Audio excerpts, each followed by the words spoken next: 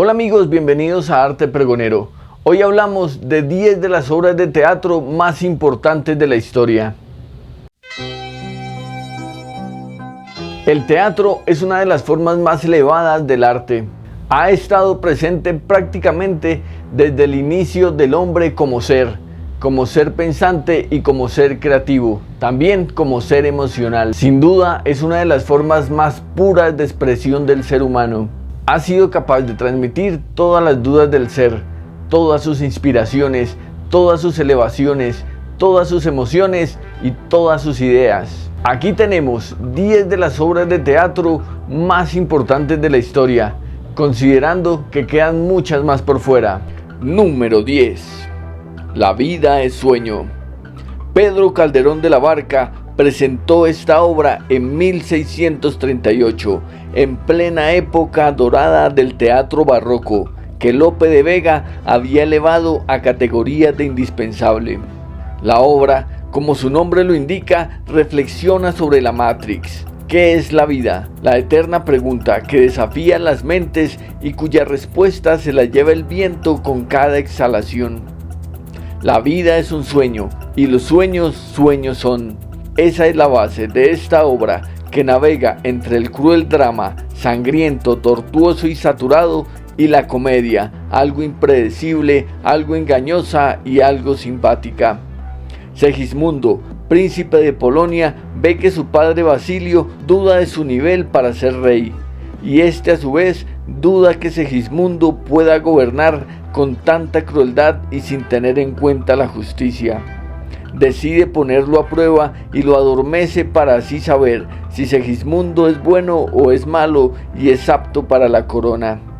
El problema es que llega el momento en el que el resultado es igual, porque de cualquier forma es un defecto ser malo en un mundo de inocentes o ser bueno en un mundo de criminales. Así, la vida y sus puntos de vista, su libertad y su felicidad apenas se consideran una ilusión pasajera, un sueño escaso que nos lleva de aquí para allá, apenas por instantes milimétricamente creados. Una de las grandes obras de teatro que florecieron en este periodo, en el periodo del barroco, en el que cualquier detalle era igual de valioso y todo parecía indispensable para que la obra pudiera ser. De este género valdría la pena hablar un poco más en un próximo video. Número 9. Muerte de un viajante.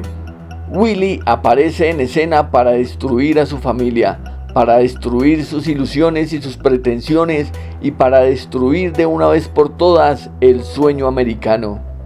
Ese ridículo pensamiento que el que trabaje más duro tendrá una recompensa mejor. Día a día, noche tras noche, Willy se ha partido el lomo tratando de encontrar el mejor camino, dándole a sus hijos su mejor esfuerzo, a su mujer la mejor casa y a sus vecinos las mejores de sus sonrisas. Pero cuando el ocaso se acerca y Willy hace contabilidad sobre lo conseguido en su vida, se da cuenta que aparte de perder su tiempo y su esfuerzo, no ha conseguido absolutamente nada. De nada le valió su esfuerzo, de nada le valió su trabajo. Su mujer se ve triste y más triste cada vez que la mira. Sus hijos están perdidos, en especial Biff, que ya estuvo en la cárcel y por el que tuvo que pagar una enorme fianza, y que tampoco parece corregir el camino. Sus vecinos tampoco están allí para ayudarlo. Ni siquiera la empresa para la que tanto se esforzó está dispuesto a ayudarlo. Entonces, ¿qué le queda? Ni siquiera su vida, porque ya la empeñó en algún seguro a bajo rendimiento. Willy, al igual que muchos hoy en día, se despiertan, levantan la mirada, dan media vuelta y se encuentran solo con los desperdicios de una vida botada a la basura. Se encuentran solo con los empaques de algo que nunca consumieron, solo con las facturas de algo que nunca se compró y solo con la verdad de no poder cambiar ese cruel destino. Perfecta y muy actual esta obra de Arthur Miller. Número 8. Tartufo. Tartufo es el hipócrita, el aprovechado, el falso, el que miente y el que se ufana de sus logros. Así sepa que son pasajeros. Son seres despreciables que usan su poder para su propio beneficio. Se podía decir que Tartufo es la radiografía de todos los políticos actuales. En su momento, allá por 1660, cuando Molière escribió esta obra, fue censurada, cuestionada y perseguida por la Iglesia y por un grupo de lamezuelas que rodeaban al rey francés Luis XIV. Para sorpresa de estos seres, Molière retrató al noble Orgon como un ser bondadoso, pero manipulado y cegado por su consejero Tartufo, aquel que le hablaba al oído y que terminaba decidiendo por Orgon desde los platillos que debía comer, las oraciones que debía repetir, hasta el destino de los fondos que tenía y sus alianzas estratégicas o militares. Como pasa hoy en día, todos se dan cuenta del engaño de Tartufo y de sus intereses malévolos, todos menos el propio Orgon y su madre, que fieles al traidor lo adoran hasta el fin de los tiempos. Por fortuna para Molière, el rey Luis XIV entendió el mensaje, permitió la obra y le permitió a Molière seguir trabajando bajo su protección. Por desgracia para todos, hoy en día existen muchos tartufos que andan por ahí endulzando los oídos, acelerando corazones y aprovechándose de las situaciones para llenarse los bolsillos. Solo que esta vez los fieles engañados son millones y los que se dan cuenta de la farsa apenas son unos cuantos. Deberíamos estar obligados a ver esta obra si queremos abrir los ojos. Número 7. Casa de muñecas. Henrik Ibsen creó esta obra trascendental en 1879. Desde su estreno, la obra estuvo destinada a la polémica. Que una mujer se comportara con esa incorrección, con esa rebeldía y con esa necesidad de vivir era imposible, impensable y casi delictivo. La señora Nora Elmer vaga entre sus paredes como si se tratara del paraíso. Sin embargo, con el mínimo detalle, con la mínima de las frases, estalla su fantasía. Una palabra de su amado esposo será la causa suficiente para que Nora se dé cuenta que su vida no vale nada, que es solo una apariencia, una obra de teatro impuesta por su sociedad, una casa de muñecas hecha con papeles de colores y trocitos de verdades. Y todo esto se destruye, se derrumba, se va al piso con un solo soplido de su amado lobo feroz. Ahora a Nora le queda solo su realidad vacía, su tristeza, su melancolía y las 1000 preguntas del que recién abre los ojos. Una de las obras más complejas, sinceras y contundentes de la historia, considerada incluso una obra feminista porque se centra en esa mujer de porcelana que no podía correr hacia ninguna otra parte. Esa mujer del siglo XIX que estaba destinada a su casa, a sus hijos y a ser correcta. Una mujer atrapada entre sus ensoñaciones y las cortesías, que no tenía derecho a criticar o a demostrar fortaleza.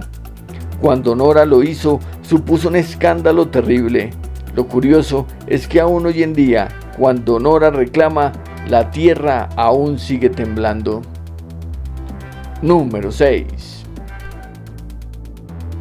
Madre Coraje y sus hijos. La guerra es el flagelo más fuerte que el hombre tiene que enfrentar. La presencia de la injusticia y el encuentro de la muerte en un escenario ajeno es el principal escollo de la felicidad. O tal vez no. Tal vez sea distinto, porque si unos sufren las consecuencias, otros muchos hay quienes defienden la violencia. Porque en el fondo y detrás de cada guerra hay unos ganadores y unos perdedores. Y no solo en los campos de batalla, sino sobre todo en los estantes comerciales, en las estanterías que están dispuestos a venderlo todo. No se puede hacer una guerra sin balas, sin fusiles, sin cascos, sin uniformes, sin granadas, sin aviones, sin misiles, sin medallas, sin insignias, sin reconocimientos. En conclusión, la guerra es otro negocio creado por el hombre para satisfacción de unos pocos. Y aquí es donde Bertolt Brecht entra con esta obra. Madre Coraje se hizo apenas iniciando la Segunda Guerra Mundial. y trata la vida de una comerciante en medio de la desgracia. Madre Coraje es esa espía eterna que está dispuesta a hablar en ambos bandos de la guerra para ganarse la vida y satisfacer sus necesidades. Está dispuesta a hacerlo todo por sus 3 hijos, lo que sea, incluso poner la vida de los demás en juego, incluso poner en riesgo a los hijos de los demás. A ella no le importa, no le interesa en absoluto, al igual que no les importa hoy en día. Lo que a ella le importa es salvar solo a los suyos y tener la conciencia tranquila de que luchó por sus hijos. Y así sepa que tiene que cometer los crímenes más atroces para salvar su identidad. Una obra dura, fuerte, tan cierta como las leyes y tan grosera como las mismas leyes. Una obra que por desgracia es más actual que nunca, porque hemos podido controlarlo todo menos la codicia humana. Y mientras la demanda siga, la oferta nunca perecerá. Número 5. Un tranvía llamado Deseo. Blanche DuBois se despide de la escena con la misma mirada perdida e inocente con la que entró. Su cabello ya está desordenado, su ropa maltratada, su maquillaje corrido, sus palabras son distintas, pero su mirada no. Esa mirada sigue siendo la misma Blanche, perdida y decepcionada, frustrada, señalada y abatida de la primera escena y de toda la vida. Su vida no ha sido sencilla. Aparentar ser feliz nunca será fácil para el desdichado, pero ella lo enfrenta y lo sufre. Nadie la entiende, nadie quiere ponerse en sus zapatos, ni el bruto de Stanley que mide con rudeza cada uno de sus gestos y que no entiende nada de la ternura de la dama, ni siquiera su hermana Estela que se resiste a acariciarla con honestidad, ni el cándido Harold que entre sus carnes gigantes no cabe la dicha de esa locura. Ni siquiera la humedad abrasadora de Nueva Orleans, que al igual que la cordura de Blanche, sucumbe entre los recuerdos que sofocan al tiempo que ahogan. Impresionante obra de Tennessee Williams, estrenada en 1948 y destacada desde ese preciso momento, interpretada por los mejores actores de cada generación. Aún así, el vacío de Blanche es difícil de transmitir. Su sonrisa benévola en medio de los delirios de tener a alguien a quien poder amar. Un sueño mínimo, pero difícil y casi imposible de alcanzar. Número 4. Edipo Rey. El drama por excelencia. De hecho, Aristóteles lo menciona y lo tiene como referencia en su indispensable Poética. No es para menos, la obra de Sófocles, datada del año 430 a.C., es la obra cumbre de las tragedias mundiales. Si el amor es la fuerza que mueve las almas, las ilusiones desmedidas son la fuerza que opaca los corazones y enceguecen las verdades. Por algo, Edipo, rey de Tebas, termina como termina, como un loco ciego que vaga entre las ruinas de un mundo que nadie se atrevió a ver ni a hacerlo creer. El amor entre Edipo y Yocasta era imposible, así debía ser, pero nadie lo advirtió, nadie ayudó al desdichado a despertar, y así terminó matando a su padre para conquistar a su madre y perder cualquier tipo de respeto hacia la institución más sagrada que es la familia. Edipo, acostumbrado a mandar, a tener el control, se enfrenta de repente a ser el criminal de sus propios delitos, a ser el señalado de sus propios dedos y de sus propias acusaciones. El hecho de confundir los amores y caer en los infiernos aún es hoy en día un problema grave, que se señala con lo peor en la conciencia, una conciencia que nos diferencia de los animales salvajes, aunque ese salvajismo cada vez se hace más presente, y al igual que Edipo, muchos vagan por ahí cegados, enamorados de sus propios reflejos. Como vemos, son piezas fundamentales. Por supuesto que nadie debería perderse. La invitación es asistir con más frecuencia a ver obras de teatro. Sin duda, una de las formas más claras de compartir expresiones entre nosotros. Nos gustaría que nos dejaran en los comentarios ¿Qué obra de teatro se quedó por fuera de la lista? Ahora vamos con 3 de las obras más destacadas de la historia. Número 3. El Jardín de los Cerezos. Lo peor de poseer algo es tener que dejarlo, venderlo o abandonarlo. Andreina Rodeskaya llega a la finca donde están sus hermosos cerezos florecidos, pero no llega como cuando era niña, con la alegría propia de la inocencia brotando por los poros y la confianza de un futuro paradisiaco. No, ahora llega con el tremendo cargo de conciencia porque sabe que ha perdido su finca, que por malas decisiones de unos y de otros la familia ha caído de su nube y ahora tiene que despojarse de sus terrenos más valiosos. Tiene 2 opciones. La primera, dejar que los acreedores se queden con las tierras y las aprovechen como ellos quieran. Y la segunda, aceptar la propuesta de Alexandre Lopashín, un mercader ventajoso que le ofrece buen dinero a cambio de la finca. Eso sí, con la condición de destruir el Jardín de los Cerezos para construir y aprovechar mejor ese terreno. De cualquier forma, la familia Rodeskaya terminará perdiendo así sus más preciosos recuerdos. Todo se borrará y su elegancia y dignidad se la llevará el viento y las hojas secas. Fantástica esta obra de Anton Chejov, que presentó en 1904 en plena transformación de esa rusa zarista y opulenta y que terminaría con el nacimiento del país denominado Unión Soviética. Otra ilusión pasajera. Número 2. Hamlet. La tragedia de Hamlet, príncipe de Dinamarca. Antes que nada, les recomendamos ver el video completo que ya hicimos sobre las 10 tragedias escritas por William Shakespeare.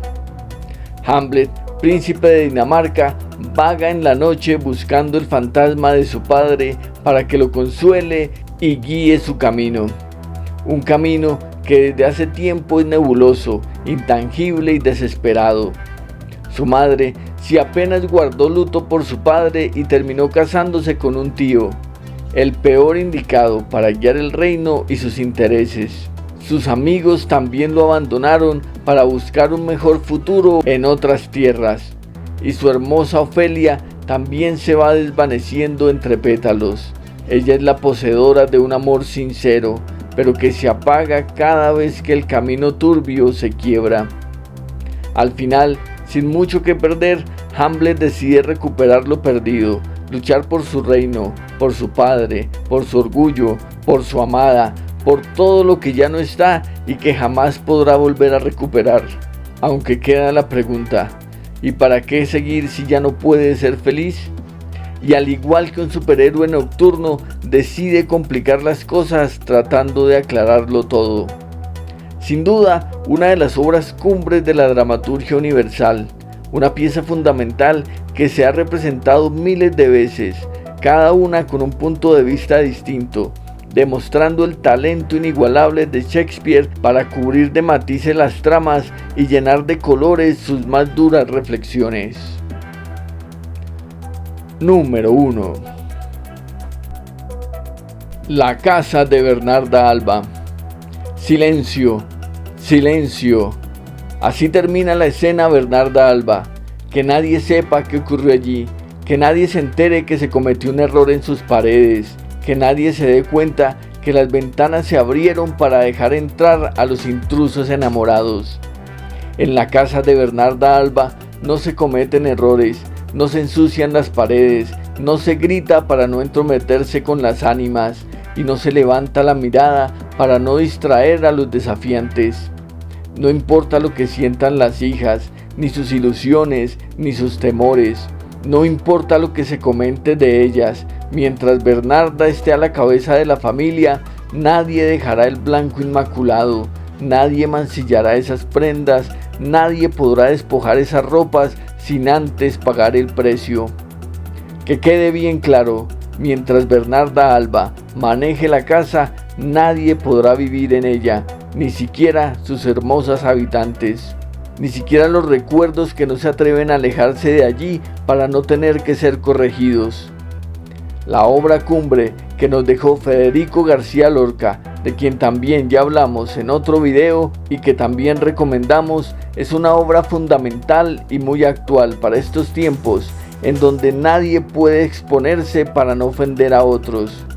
Bernarda Alba sigue dirigiendo su inmaculada casa, y aquellos que opinan lo contrario caerán en su eterno y correcto silencio.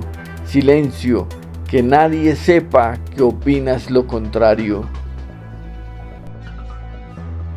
El teatro es parte de la vida, muestra lo mejor y lo peor del ser humano.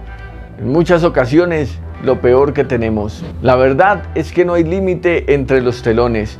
Apenas las cortinas se corren, comienza un nuevo espectáculo llamado humanidad. Porque cuando las cortinas se abren, las verdades se descubren. El teatro y sus posibilidades valen la pena ser pregonados. Gracias por ver el video, por darle me gusta, por compartir, por suscribirse. Y nos vemos en el próximo video. Comente, comparta y suscríbase. Suscríbase.